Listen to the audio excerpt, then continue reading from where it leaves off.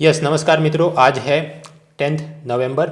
UPSC prelims को अभी 207 days are left. आशा रखता हूँ कि अब ये दिवाली और वेकेशन के मूड से आप बाहर आ गए हैं और ठीक ठाक पढ़ाई चल रही है। आज के न्यूज़पेपर में काम की चीज़ें क्या थी?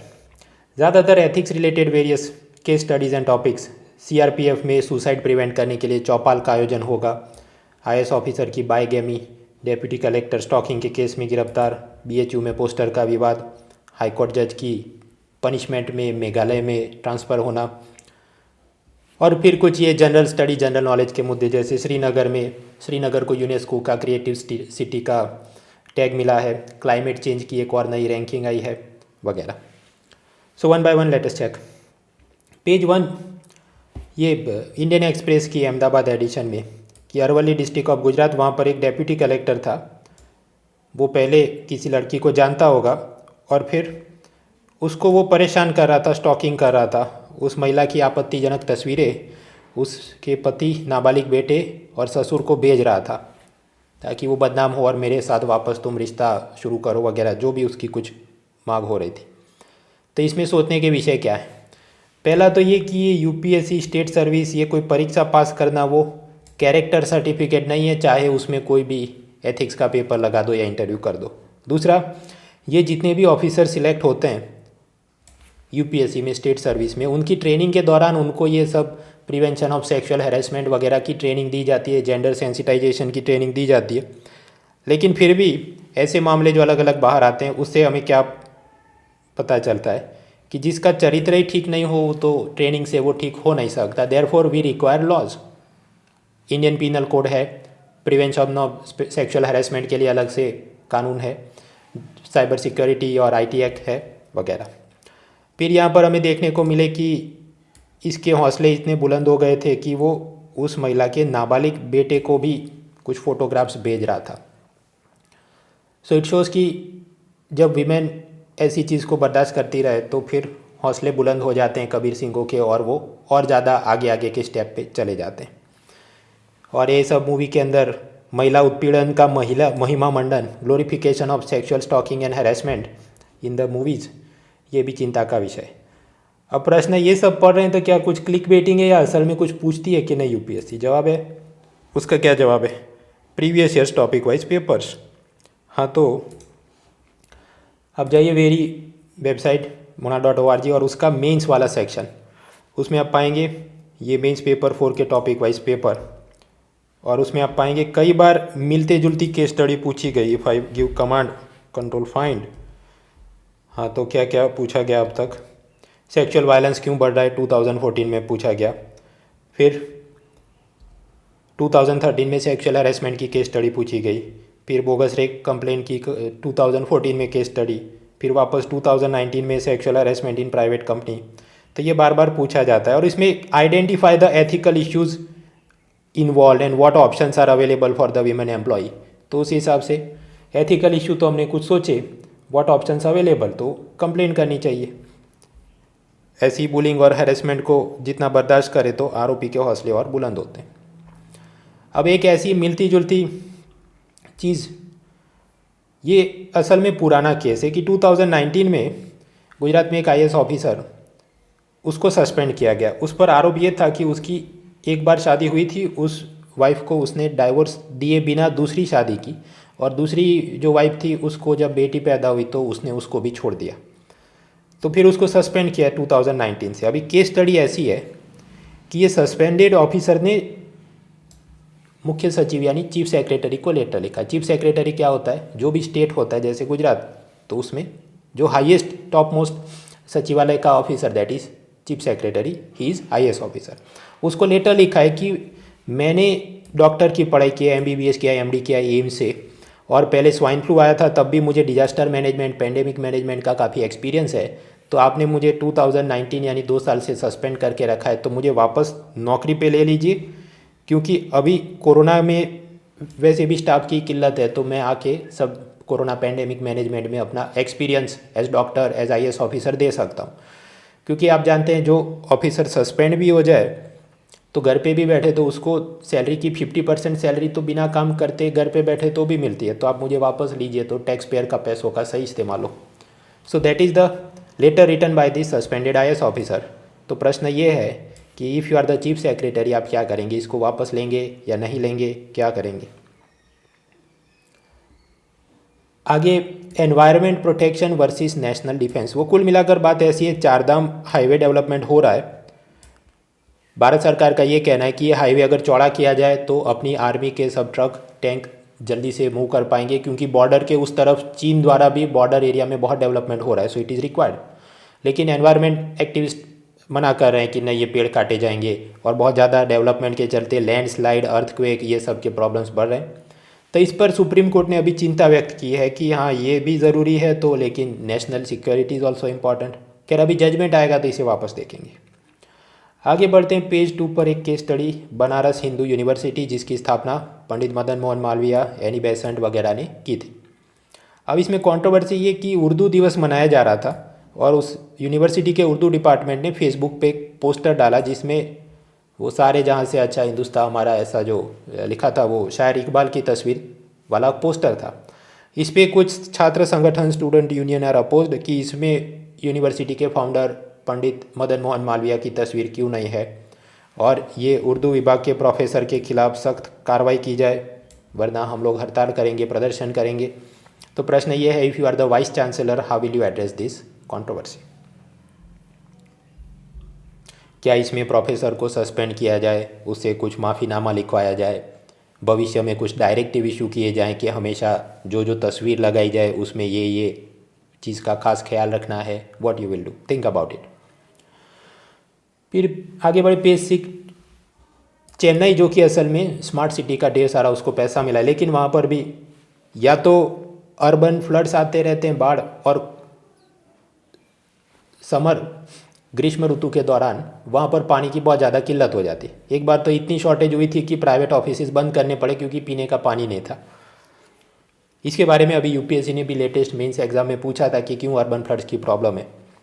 क्या जवाब क्या है, आज एक कॉलम आया उसमें उन्होंने बताया कि कैसे अनप्लान्ड अर्बनाइजेशन, वो ऐसे कि चेन्नई, तमिलनाडु, उनकी जो ढलान होती है टोपोग्राफी की, बारिश का पानी आए और समंदर की तरफ बह जाए, तो उस हिसाब से सब रोड और अर्बन प्लानिंग होना चाहिए।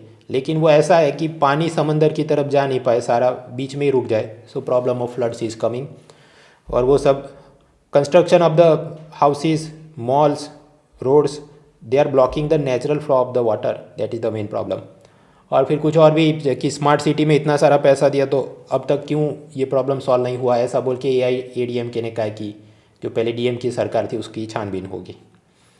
खैर आगे बढ़ते हैं, पेज 7 कॉलम्स में, वाइट मैन्स बर्डन। असल में रडियार्ड किपलिंग ने ऐसी एक कविता लिखी थी, वाइट मैन्स बर्डन। उसमें सब ये महिमा मंडन हुआ कि जो गोरे यानी श्वेत लोग उपनिवेशवाद, कॉलोनाइजेशन के चलते ये सब बाकी सब साउथ अमेरिका, अफ्रीका, एशिया उसको अपना गुलाम बनाए, तो वो असल में उनकी नैतिक जिम्मेदारी है, क्योंकि वहाँ के लोग जो उनको सिविलाइज करना है, उनकी संस्कृति ठीक करनी है, वहाँ पर इकोनॉमिक प्रोग्रेस लानी है, सो इट इज़ रिक्वायर्ड। ये तो मतलब जिम्मेदारी है गोरे लोगों की।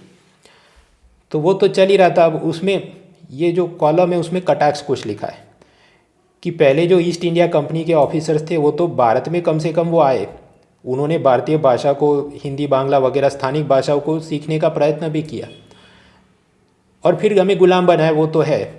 लेकिन अभी जो आधुनिक उपनिवेशवाद, modern colonization by tech giants like Google, Facebook, तो उसमें Mark Zuckerberg, he has lot of money but he is not appointing the language experts in Indian languages, जिसके चलते कुछ समय पहले हमने देखा कैसे आसामीज़ भाषा में बहुत सारी हेट स्पीच, फेक न्यूज़ फैलाई जाती है, लेकिन फेसबुक उसको कंट्रोल नहीं कर पा रहा है। तो कम से कम कॉलोनाइजेशन भी करना है तो कटाक्ष ये है कि लोकल लैंग्वेज तो सीखने की कोशिश करनी चाहिए। और दूसरा कि अभी ये सब अलग अलग अमेरिका, यूरोप में पार्लियामेंट्री हियरिंग्स हो रही है, जहाँ फेसबुक की एक विसल ब्लोअर महिला जाके अपनी सब बातें रखती है कि ये गलत हो रहा है, वो गलत हो रहा है। So first world is now going to decide कि थर्ड वर्ल्ड के अंदर डेमोक्रेसी जोखिम में है फेसबुक के चलते, और वो लोग हमको न्याय देंगे जैसे कि गोरे लोगों की ये जिम्मेदारी है।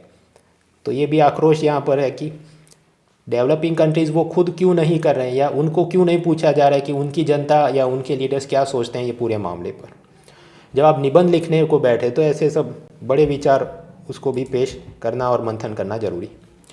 मीन्स पेपर 2 में आप जानते हैं कंपेयरिंग कॉन्स्टिट्यूशन, वो भारत के कॉन्स्टिट्यूशन में प्रीएम्बल में कौन सा वर्ड पहले था नहीं था वो सब देख लेना, सोशलिस्ट सेक्युलर वगैरह। बांग्लादेश में कुछ ऐसा हुआ था क्या? यस, उसमें ऐसा है कि 1979 में उनके कॉन्स्टिट्यूशन में सेक्युलरिज्म यानी धर्मनिरपेक्षता वो शब्द को हटा दिया। उसके बाद एक और जनरल की सरकार आई तो उन्होंने इस्लाम इज़ आवर स्टेट रिलीजन ऐसा भी शायद कॉन्स्टिट्यूशन में लिखवा दिया। हालांकि अभी 2011 में शेख हसीना ने वापस कॉन्स्टिट्यूशन में सेक्युलरिज्म शब्द जो हटाया था उसको वापस संविधान में धर्मनिरपेक्षता शब्द को डाला गया। लेकिन इतने दशकों तक सोचो जितना सब वहाँ पर रेडिकलाइजेशन हुआ होगा, उसके चलते माहौल कभी कभी बिगड़ जाता है। कुछ समय पहले हमने देखा था कि हिंदू मंदिरों की तोड़फोड़ की जा रही है वगैरह। आगे पेज 9 पर नए नेवी के नए एडमिरल कौन?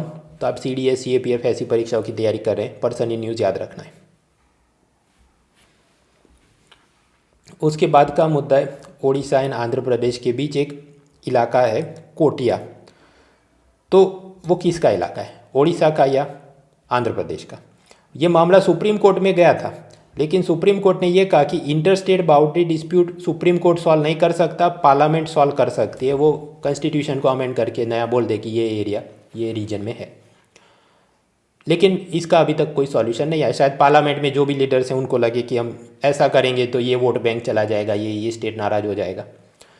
ऐसा कुछ और भी मामला आप जानते हैं, आसाम और मिजोरम के बीच सीमा विवाद और पुलिस फायरिंग में पुलिस जवानों की मौत हुई।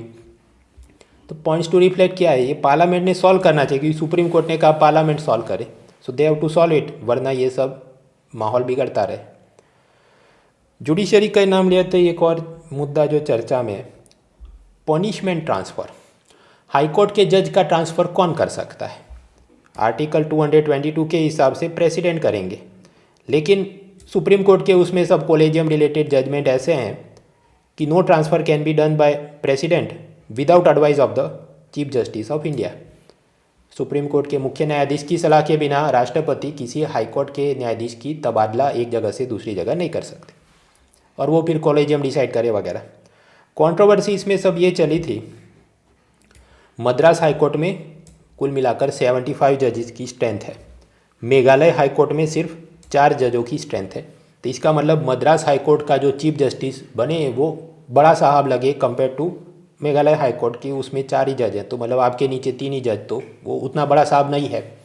ऐसा मैं नहीं बोला, ऐसा कुछ क्रिटिक्स मानते हैं कि इसलिए इफ़ मद्रास हाईकोर्ट का chief justice is transfer to Meghalaya high court chief justice, उसका मतलब उसको पनिशमेंट पोस्टिंग दी गई, उसको दंड देने के लिए किसी बात पर नाराज़गी है सुप्रीम कोर्ट के कॉलेजियम की, इसलिए उसकी तबादला हो रहा है। अब ऐसी कंट्रोवर्सी आई थी 2019 में, मद्रास हाईकोर्ट के चीफ जस्टिस ताहिल रमानी को ट्रांसफ़र किया मेघालय में, तो फिर उन्होंने इस्तीफ़ा दे दिया। 2021 में वापस अभी मद्रास हाईकोर्ट के चीफ जस्टिस संजीव बैनर्जी का भी ऐसा ट्रांसफ़र का ऑर्डर आया है। अभी इस पर कुछ और न्यूज़ कॉलम वगैरह चलेंगे, then we may reflect on that. कुल मिलाकर कि कुछ उन्होंने जजमेंट दिए, शायद उस पर किसी की नाराज़गी थी या विवाद था, वॉटेवर। इसमें सीधा प्रश्न तो वैसे नहीं बनता, as far as the mains exam is concern कुछ चीज़ों की चर्चा बहुत ज़्यादा नहीं की जाती प्रश्नों में, लेकिन ओवरऑल ओके सुप्रीम कोर्ट की ये चीज़ है, हाई कोर्ट की ये चीज़ है, and then sometimes in interview कुछ केस स्टडी रिफ्लेक्शंस दिमाग में होने चाहिए। पद्म विभूषण किन किन को मिलने वाले, मैंने उसकी लिस्ट इधर दी है, आराम से पढ़ लेना, for person in news type of question specially in the non IAS exam. ये मैं पूरी लिस्ट पढ़ने नहीं बैठूंगा, वो आपको मिल जाएगी मेरी टेलीग्राम चैनल पे जाओ, और बहुत दिन हो जाएंगे माल जमा हो जाएगा तो वेबसाइट पे मैं एक्सेल फाइल में डाल दूंगा। एथिक्स में एक और मामला चल रहा है, फ्रैट्रिसाइड एंड सुसाइड। फ्रैट्रिसाइड मतलब कुछ बार जवान गुस्से या डिप्रेशन में अपने ही साथियों की हत्या कर दे, वो हुआ फ्रैट्रिसाइड। और सुसाइड मतलब खुद आत्महत्या करना। क्यों ऐसा करते हैं? क्योंकि कुछ उनको छुट्टी नहीं मिल रही, कुछ घर पे प्रॉब्लम है, बीमार हैं, फाइनेंशियल प्रॉब्लम्स, मैरिटल प्रॉब्लम्स वगैरह। इस पर नया डिसीजन क्या है? नया डिसीजन ये है, होम मिनिस्ट्री ने एक डायरेक्टिव जारी किया है कि हर हफ्ते CRPF के ऑफिसर्स और सोल्जर की चौपाल बिठाई जाए, वो जो भी उसमें 18-20 लोग हैं, सब ने बैठना है। यूनिफॉर्म नहीं, कॉमन जो सिविलियन ड्रेस होता है उसमें, ताकि वो सब बड़े साहब हैं मैं बोलूँ कि नहीं, वो थोड़ी चिंता कम रहे। और उन्होंने मोबाइल फ़ोन भी बंद कर देने होंगे। और वहाँ पर चर्चा क्या होगी, काम के अलावा वाली उनको जो भी पर्सनल प्रॉब्लम्स, फैमिली प्रॉब्लम, उसकी कुछ चर्चा होगी।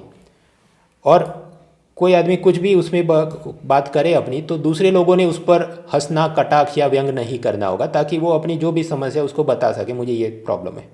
ऐसा क्यों करना है? वो इसलिए क्योंकि सैनिकों से सामान्य रूप से उम्मीद ये रखी जाती है कि वो अपने शौर्य दिखाएं, मजबूती, और अपनी कुछ क्या तकलीफ है किसी को बोलनी नहीं चाहिए। लेकिन एज अ रिज़ल्ट वो दिमाग में स्ट्रेस बढ़ते रहता है। और ग्लोबल स्टडी ने पाया है कि अगर उसकी जगह ऐसी चर्चा करने का आउटलेट दिया जाए, भले प्रॉब्लम का सल्यूशन नहीं निकले, लेकिन उसके दिमाग में थोड़ी उसे राहत होती है, तो ये जो आत्महत्या करने की भावना आती है उससे वो बच जाए। So it is there. आगे बढ़ते हैं पेज 10 पर। एक्सप्लेन सीरीज में क्लाइमेट चेंज परफॉर्मेंस इंडेक्स, ये कोई फेमस नहीं, low profile international organization, German Watch, New Climate Institute वगैरह ने बनाया है। इसमें खास बात क्या है, रैंकिंग देखो, climate change performance index, rank 1 कोई नहीं, रैंक 2 कोई नहीं, रैंक 3 कोई नहीं, रैंक 4 स्वीडन। उसी तरह green house gas emission, rank 1 2 3 किसी को नहीं, 4 स्वीडन। भारत का नंबर करीब इधर 10 है क्लाइमेट चेंज में, ग्रीन हाउस में 12। तो खास बात इसमें यह है कि फर्स्ट 3 रैंक किसी को नहीं दिया, क्योंकि उनको किसी का परफॉर्मेंस इतना अच्छा नहीं लगा। फिर डायनासोर की एक नई प्रजाति पाई गई, ISSI स्थाने, या जो भी इसका प्रोनाउंसिएशन है, हम पढ़ने नहीं बैठेंगे। इससे पहले भी 500 प्रजातियाँ पाई गई हैं। द हिंदू ने उसमें घिस घिस के कॉलम लिखे हैं, कौन सा प्रश्न पूछा गया निकाल के देखिए आप। तो ये वाली प्रजाति ग्रीनलैंड में पाई गई थी, 240 मिलियन। भाई कुछ काम का, मैं इसको इधर ही डिलीट कर देता हूँ। पूछा जाए तो भगवान मालिक है, पर I don't find it beneficial. आगे बढ़ते हैं, इंडिया तालिबान, उसमें वो नेशनल सिक्योरिटी एडवाइज़र, राष्ट्रीय सुरक्षा सलाहकार की मीटिंग होने वाली है। तो भारत, रशिया, किर्गिस्तान, ताजिकिस्तान, बहुत सारे देश आने वाले हैं। चीन और पाकिस्तान के NSA हाजिरी नहीं दे रहे हैं, तालिबान को भारत ने ही नहीं बुलाया है। और वहाँ पर क्या चर्चा होगी उसकी लिस्ट यहाँ पर दी है, आराम से पढ़ लेना। कुल मिलाकर क्या, आतंकवाद, ड्रग एंड नार्को ट्रैफिकिंग, नशीले द्रव्यों की तस्करी। फिर आप याद करो, अमेरिका जो अचानक से अफ़गानिस्तान छोड़ के चला गया, तो बहुत सारे बंदूक, हथियार, जो भी उनके वेपन, जीप, हेलीकॉप्टर सब छोड़ के गया है। तो वो सब अब तालिबान के हाथ में, जिसके चलते अपनी सुरक्षा को और नए चैलेंजेस, इन सब पे चर्चा होगी। वो चर्चा होगी, उसके आउटकम में तब देखेंगे। तो अभी ये सब वर्ड्स हम क्यों देख रहे हैं, आप ये बार बार पढ़ेंगे तो आपके पास वोकेबुलरी डेवलप होगी। तो मेंस पेपर 4 उसमें बॉर्डर सिक्योरिटी, या मेंस पेपर 3 के अंदर internal security, border security, mains paper 2 के अंदर international relation. When you have vocabulary, आप आराम से 150 वर्ड 250 वर्ड में बोल बच्चन कर सकते हैं। वरना तो एक ही लाइन में, अच्छा तालिबान से खतरा है, पर क्या खतरा है लिख सकते हो क्या 150 वर्ड्स में। सो देन, अच्छा, drug production, vast amount of weapons left by the American army, radicalization, narco trafficking. When you have words you can elaborate it in a better manner. आगे culture, art, culture places in news में श्रीनगर को UNESCO का creative city network का tag मिला है। इसके अलावा भी भारत के कुछ और शहर, जैसे मुंबई को फिल्म के लिए, हैदराबाद को गैस्ट्रोनॉमी, शायद खाने पीने की चीज़ के लिए, चेन्नई को म्यूज़िक के लिए, वाराणसी को म्यूज़िक के लिए, जयपुर को फोक आर्ट वगैरह के लिए मिला है। श्रीनगर को क्यों दिया गया, वहाँ क्या क्या खास चीज़ें हैं, वो लिस्ट मैंने यहाँ पर दी है, आराम से आप पढ़ लेना पर आर्ट कल्चर रिलेटेड क्वेश्चंस। चीन पाकिस्तान के रिश्ते, तो वो उसको नया नेवी का जहाज़ और पहले फाइटर प्लेन वगैरह दे चुका है। ग्वादर पोर्ट डेवलप कर रहा है, और उसके अलावा श्रीलंका में ये हम्बन टोटा पोर्ट भी डेवलप कर रहा है चाइना। इसमें नया क्या है, कुछ नया नहीं है, तो वापस क्यों देख रहे हैं। वो ऐसी बात है, 30 दिन की बाद हम एक दिन खाओगे तो सब कुछ एब्जॉर्ब नहीं कर पाएगी बॉडी। तो ये तो पूरे साल रिपीट ही होना है, लेकिन आपने बार बार सुना होगा, देन याद रहे और फिर लिख सके जब ज़रूरत पड़े। रेड डस्ट, वो एक प्रकार का स्टील मिल्स के अंदर से एमिट होता है, लाल मिट्टी, और वो फेफड़ों में जाती है, कैंसर करती है। चीन की ऐसी सब मिल्स सर्बिया में हैं, उसका विरोध हो रहा है। पेज 12, इकोनॉमी में कुछ काम का नहीं। कैप्टिव माइनिंग में 50% आउटपुट को बेच सकते हैं, हम पढ़ने नहीं बैठेंगे for a simple reason. Win21 series के अंदर पिलर 5 इंफ्रास्ट्रक्चर में ये वाली चीज़ हम पढ़ चुके हैं, फ्री वाले लेक्चर थे, देख लेना। दूसरा, आरबीआई ने अलग अलग क्रेडिट डेबिट कार्ड कंपनियों के ऊपर कभी बैन लगाता है, कभी हटाता है। अब जैसे HDFC बैंक पर पहले लगाया था क्योंकि सिक्योरिटी सर्वर के कुछ प्रॉब्लम थे, फिर वापस बैन हटा दिया। फिर ये डायनस क्लब और मास्टर कार्ड पे कुछ लगाया था, शायद इंडियन सर्वर पे भारतीय ग्राहकों का डेटा सिर्फ इंडियन सर्वर पे स्टोर करो, ऐसा डायरेक्टिव उसका ये लोग पालन नहीं कर रहे थे। फिर पालन करेंगे तो बैन हटाएंगे, नहीं हटाएंगे। ये सब dynamically changing information, banking, business GK, not greatly important for exam. हाँ, एक लाइन में एक मुद्दा पता होना चाहिए कि इंडियन कस्टमर का डेटा इंडियन सर्वर में रखना है, ऐसा आरबीआई का डायरेक्टिव है। इस बारे में एक बार प्रश्न पूछा था प्रीलिम में। Anyway, so this was the newspaper for 10th November. See you next time.